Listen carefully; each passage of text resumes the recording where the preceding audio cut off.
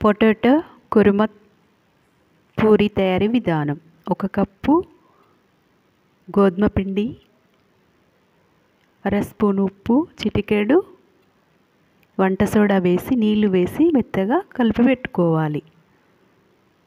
1 ఆలుగడ్డ, కొత్తిమీర, కరివేపాకు, పుదీనా, 2 పచ్చిమిర్చి వేసి మిక్సీలో మెత్తని పేస్ట్ తయారు చేసుకోవాలి. ఇలా చపాతీలా తయారు చేసుకొని ఇలా ఒక బౌల్ తోటి ఇలా రౌండ్గా పూరిలా తయారు చేసుకోవాలి. స్టవ్ వెలిగించి బాండి పెట్టి ఆయిల్ వేసి అందులో ఇవి డీప్ ఫ్రై చేసుకోవాలి. ఇలా క్రిస్పీగా తయారు చేసి సర్వ్ చేసుకోవాలి. ఎంతో టేస్టీగా హెల్దీ ఫుడ్, పిల్లలు పెద్దలు ఎంతో ఇష్టకరంగా తింటారు.